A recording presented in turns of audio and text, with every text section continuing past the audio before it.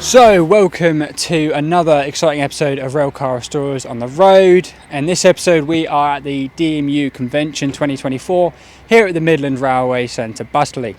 Now there is some exciting things that are here DMU wise, and I'm going to let Michael talk you through some of the stuff we're going to be doing here.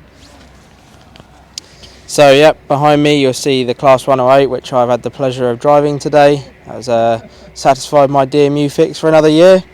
We've also got couple of Class 142s running and the very rare 141, so we're going to be covering each of those in detail, and also covering some more rare units like the Class 100 that will be bound for Llangollen Railway eventually, and also the Class 114 two-car set, which is another nice rare unit. And there's a few other bits and pieces kicking around here, which is always nice to see. Yep, so stay tuned for that Class 100 unit because it is a lottery grant job and we believe it deserves its own video, so stay tuned for that. Let's get on with the video.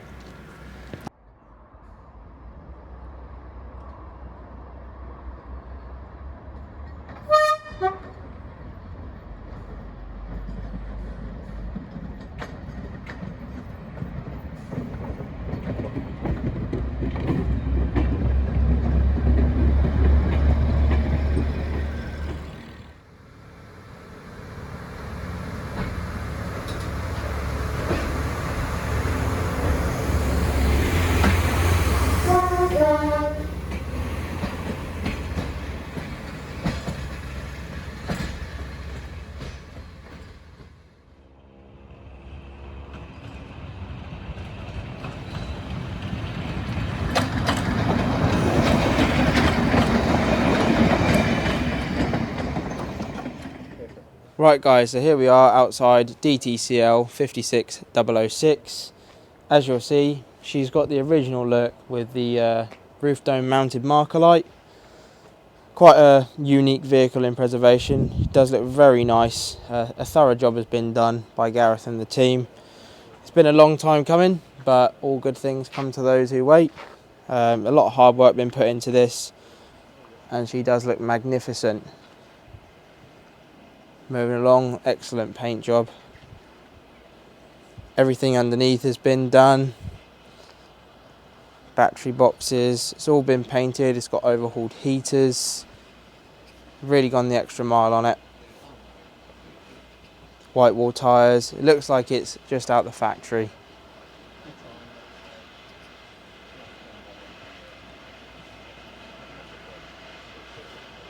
Just have a quick look under there at the heaters in the dynamo. Excellent job. Then moving to the corridor connections. See, it's the power trailer setup with the exhaust only on one side. Big 117 style buffers. And now we are onto the power car 50019. And you'll see a slight difference. Instead of having 680s, it has Leyland Albion engines, which are a bit beefier, along with bigger gearboxes and final drives. An unusual styled radiator, a bit like the 127. It's a bit of a unique vehicle.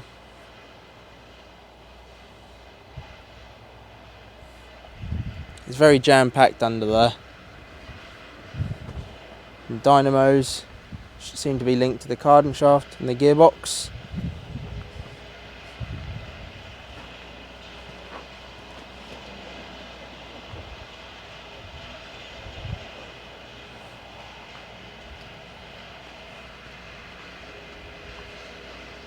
Again, now coming around to the cab front of said vehicle. It is the original style, as is the other end. It does look absolutely magnificent. A one of a kind, left in preservation and very rare. Now onto the inside. Right guys, so here we are in the very nice rare Class 114. We are in DMBS 50019.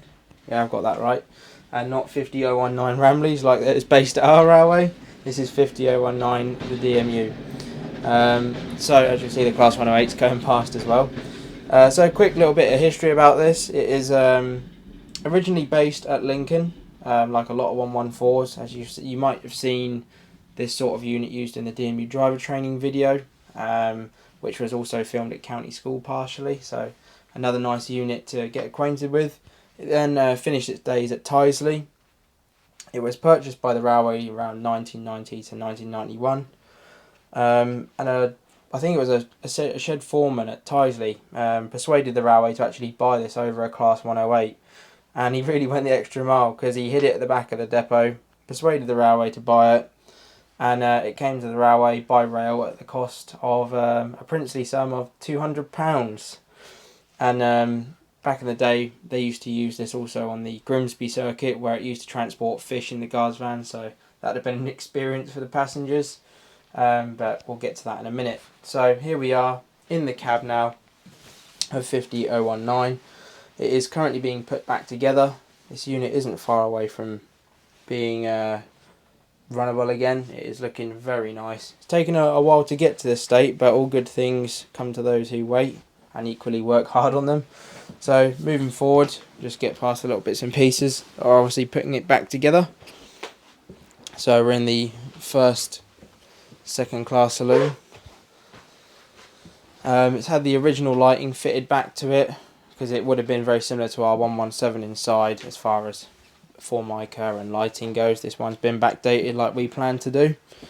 So it's got the aluminium doors similar to our 117 as well. It's got the Bournemouth blue mocket, nice green floors which are similar to the 105 at the East Lancs. It's got a continuous luggage rack as well, which is quite something. It's a very long luggage rack. So it's been completely retrimmed, I think repanelled inside. So it's had a hell of a lot of work, and it really does show. I think it's 25 years in the making. Gareth and a few others have been working on this since 2000. So it's been a long time coming. We're now in the disabled area. So there's been a seat removed here. I think it's one of the side seats, like it's here.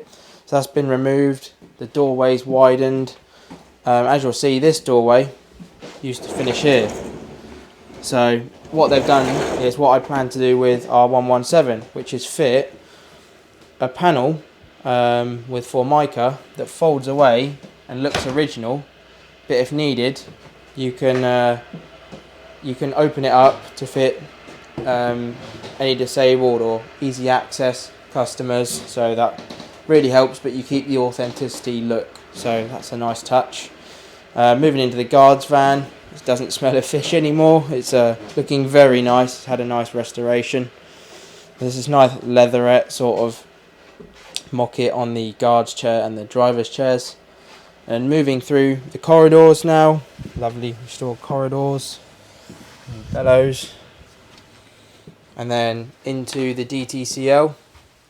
So again, we've got the second class seats, got the toilet, standard sort of BR. It's very similar to our centre car in a way, class 114 type toilet. It's exactly the same as the one at the Strathspey railway centre trailer car, but that is obviously a lot worse for wear than this. So again, usual centre car, usual trailer car, second class, same green lino flooring, aluminium doors with the Formica panelling and the little wooden kick plate. All these seat frames have been shot plastered and powder coated. They're all retrimmed. It's all the sorts of things we're going to be doing to our unit in years to come. It's just nice to see it what it would look like in the future with this nice backdated interior. It's going to have a similar story to our unit will, in a way. With everything they've done to this, we want to do something similar, just on a Suburban. So it's got a good group of guys working on it here, especially over the years. A lot of people put some effort into this. It does look very nice. And now moving lastly into the first class of the trailer car. It is very nice. What do you think of the comfort in here? Uber comfortable. There we are. It's also got these very snazzy folding seats. So they click in. So if you're with your mates on the 114 and you want to have a chin wag, flip the seats over and you can all sit comfortably and talk face to face. It is a very unique first class, and can't say I've seen it on any other DMU in the country, but it is lovely. They've got nice carpets, nice new lino, some nice curtains. Then moving into the cab, this one is, I believe, complete. This is car number 56006. No, that is not the grid based at the East Lancs Railway. This is also a DMU car. So inside, we've kept the original cab desk, which is, I think we're going to do, and they've repainted it. So it's got a bit of patina, but it adds to the charm of it. The gauges look lovely. Everything. This looks like a new instrument panel. It's a very nice unit. Very nice. So that sort of wraps up the class 114 here. Very nice rare unit. It's got bigger engine. It's got a more powerful powertrain than a usual first gen unit. It's got Leyland Albion engines, I believe, with uprated gearboxes and final drives, similar to those of like a 110, a 115. It's a bit more of a beefy unit with a bit more power for getting over those very flat fens. But yeah, it's a lovely unit.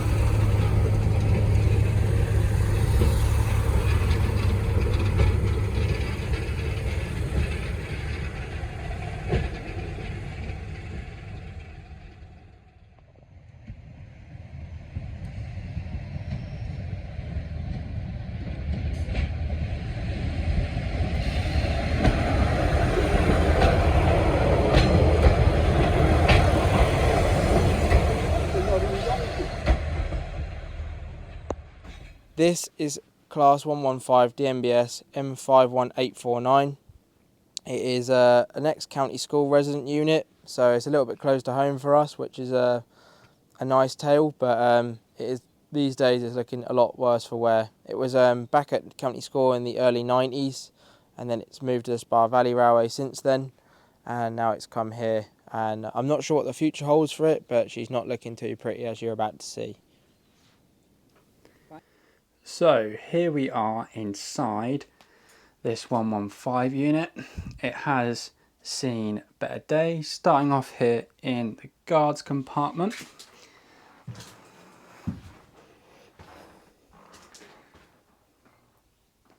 It really has seen better days. So taking you through now. This saloon has been partially or almost entirely stripped out, as you can see. Regrettably, some graffiti has taken place. Continuing through the unit, we get to a far more complete part of the unit with these lovely high back chairs, which were signature to this unit and 127s, I believe. All the fluorescent tubes have been removed, and it is a shame to see this unit left in such a state, considering this did run back at our home at the M&R at county school in the very early days.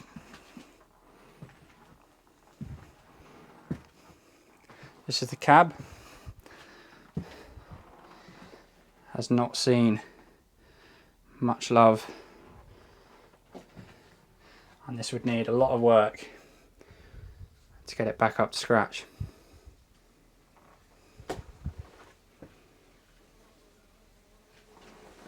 And there you have it. Right guys, so behind me is the other half of the ex-County School Class 115 set, M51669. If you've seen old pictures, then this is the half that had attention, aka a repaint, and it seems to have gained a 4-character route indicator at some point, but in the past, but now we've tried to get into it. You can get into the guards van, but because it's not been overhauled unit, some 115s didn't have corridors fitted, this being one of them, so you can't get through to the front. It's because it's an old suburban vehicle, it's compartmentalised, so you can only get in through the side doors, which are inaccessible. But yep, the other half of the ex-County School unit, it's nice to see it finally, but yeah, she is looking a lot worse for wear. Right folks, here I am with Evan Green-Hughes, known as the gentleman of the railcar movement. He's put on a lovely event for us at the Midland Railway Centre this weekend. And we're going to look into the background of Evan's history on DMUs. Evan, what got you interested in railcars? Well, I've always been interested in railways, and I grew up when railcars were starting to replace steam engines, and I like things that are practical, and steam engines aren't particularly practical objects, and I really like the rail cars. And I used to get day rovers when I was about 10 and travel all over West Yorkshire, and that went on for some considerable time. And then in the early 1980s I got the opportunity to volunteer at the Llangollen Railway, and I went to volunteer there, and then I got interested and involved in the formation of the diesel group there, which eventually split and became Llangollen Railcars, and then the separate diesel group. So I started off with the helping with the restoration of the Class 127, which would have been in the mid-80s, and built up from there really. We built the fleet up, and I bought my first one in 1994, and ever since then it's just been a hobby that I've kept up to. Yeah, and this the 108's been serviced continually since 1994, which is 31 years heritage service, just short of 50,000 miles. Wow, still looks good as well. Yeah. So what as your interest in pacers, how's that come about? Well, the thing about railways is that history moves on. When I started in railway preservation, the argument was whether you should preserve standard BR steam engines, because at the time they were only 16, 17 years old, and all the people wanted pre-war steam engines. And then it moved on to, should we preserve diesels?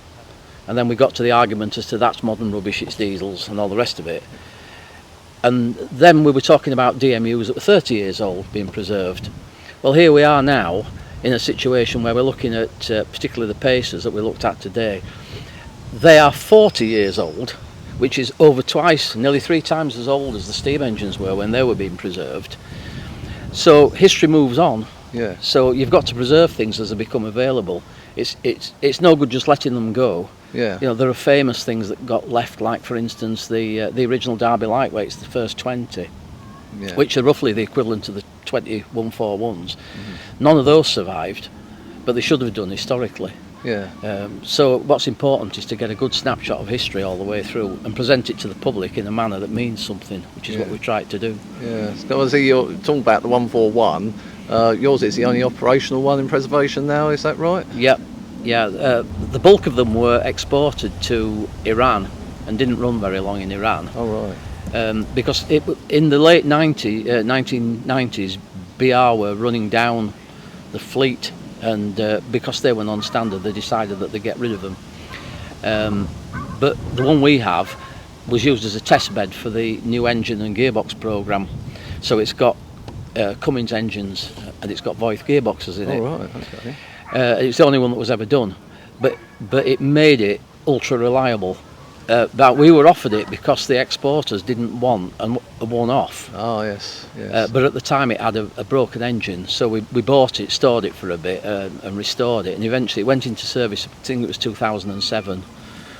And everybody at the time said, "Oh, modern rubbish, nobody will want to go on it." But it's been a staple here ever since, and it's been enjoyed by thousands of people. Yeah, yeah, and cheap to run, and Well, they're no cheaper to run than the first generation. yeah. Okay. They're a little bit harder to maintain in some respects because there's more electronics in them. Yeah. But it's just a different thing, and it'll be the same thing. You know, soon we'll have 170s preserved, 156s, 158s, because that's the way life goes. Yeah, yeah, that's it. So I mean, you've got obviously the two 142s and a 144 as well at East Lancs. Yeah. Yeah. The 144 is basically an Alexander-bodied 142. Oh, right. Mechanically, it's virtually identical. Oh, is it? Right. Yeah. Okay. Yeah. The only thing with that one is it's had an upgraded modern interior fitted to it, so it's got quite a lot of use out there for film work and that type of stuff. Yeah, I've seen it on a few programmes here and there. It's picking up. It's obviously. It was even on Liam Gallagher's latest pop video. Oh, was it? Yeah. Oh, Yeah. right. Yeah. Was he on it as well? Was he? Yeah, he was singing, standing in the forefoot in the middle of a tunnel, which strikes Oh, me right. as not the safest thing to do. No, that's things pop stars tend to do, but yeah. sort of celebrities. But yeah, so it looks good. But, Yeah. So with your class 142s, did they come quite quickly, sort of thing? Did they follow each other quickly? Because it was quite a quick withdrawal. Well, they were put in store at the start of COVID, and we wanted one because the fleet here didn't have enough resilience for serious issues. We had an issue where we had a gearbox failed on the 108, and we were down to one unit for 4 months, which isn't actually that good an idea. No. So we wanted another one, but the train leasing company offered us an extra one at a good price. It was like sort of not exactly a bog off bargain, but Yeah. you know, a good deal. And the idea was to get one for spares. But they actually arrived here on the main line under their own steam. Right. And they were by no means, neither of them was scrap. So the decision was taken, the first one, to do it as a rapid restoration. So it basically get it mechanically right, paint it, put it into service, and make a right job of the second one. Yeah. And that's subsequently what we've done. Yeah. And the idea now is we're keeping 4 because it gives us resilience. If we're doing big exams now, we can take one out of traffic for 3 or 4 months. Yeah. Yeah. Very. We didn't have that luxury before, so. Oh, that's good.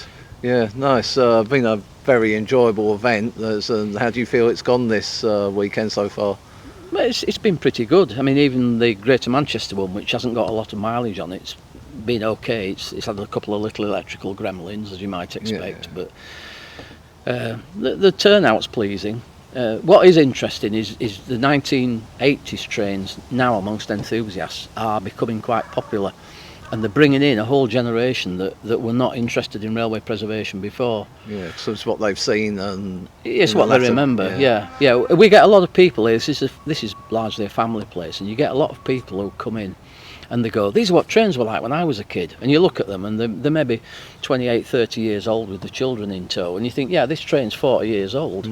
Yeah. So they'll never have seen anything prior to that in their lives anyway. Yeah. So what sort of, obviously, other than enthusiast events, when do you tend to have your fleet out and running here? What they tend to do? They do the bulk of what I would call the donkey work on this railway. All the off-peak days are run with units. We do a lot of children's character events here, so your dinosaurs, your Paddingtons, all that sort of stuff. We use units for those because basically people want to come to the event, and to get to this site you have to get on a train to be brought into it. So we use them for that, and we concentrate steam and diesel on specific weekends so that if people want that, they all come the same day, and that helps to pay the bills. That's it, because obviously families coming in, it's great, brings in the money and nice transport thing. Do you use them? Do you have a fireworks special? Yeah, we do. We run that with steam trains. That's yeah. a very, very big event here. We move 2,500 people over 2 days to that one. So yeah, so it's going good at the railway in general. It's all good. yeah, the COVID hit heritage railways particularly hard. Yeah. And it's changed the type of people who come. You don't get so many older ones. It's reduced the volunteer workforce on Heritage Railways by about 20%, which again is relevant. Yeah, absolutely. So a lot of railways are having extreme economic difficulties, but this railway is of a size where it doesn't really suffer from the difficulties of maintaining 10-15 miles because it's shorter. Yeah. And we have all these other attractions, so it's an all-day attraction. Is this? You don't go for a train ride to the Midland Railway. You come on the train to come to the centre, and then, you know, if you've got young kids, they play on the playground, they play in the sandpit. Normally you can have a ride on a vintage bus. It's not on today because they're doing some crane work at the other end, but that's thrown in. We've got the bus museum, as you know, the static powerhouse, the model railway clubs. Yeah, the Princess Royal West Shed, Yeah, so there is so much to see around here, everybody. It's, you know, bring your walking shoes, plenty to look round, so it's not just the journey, it's the looking around the sites. It's nice at Butterley as well, have a look around the units that are sitting there. So yeah, I can heartily recommend a visit to the Midland Railway Centre, and we'll put a little link below here, and you can Google and look them up. But thank you very much for your time, Evan. Great pleasure. All the best.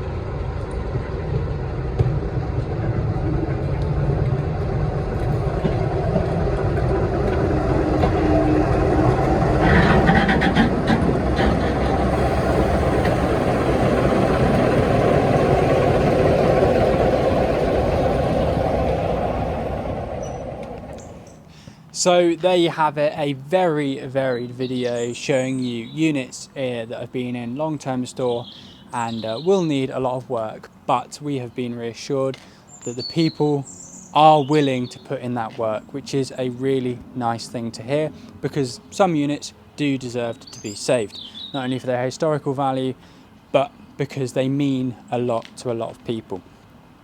So, gone through with Evan through all of those second gens. Also, we've gone through this lovely beast, the very rare 114, one of one power car there behind us, behind this one. That works at least. That works and is very close to being running. There are apparently 65 jobs left on the list for this, which, when you consider the amount of work that goes into one of these things, that's actually quite a short list. So yeah, hope you enjoyed. And if you do like the channel, please subscribe, because we will be having a video going across an equally rare unit, the 100, which has had a lot of work gone into it. We're going to go around it with the people that have been working on it and put all that time into it and effort. So yeah, if you like the content, stick around, because we're going to do a deep dive on that. And it's taken them a lot of time, but boy is it important considering the historical value of that unit. So thank you very much for watching, and we'll see you in the next very exciting video.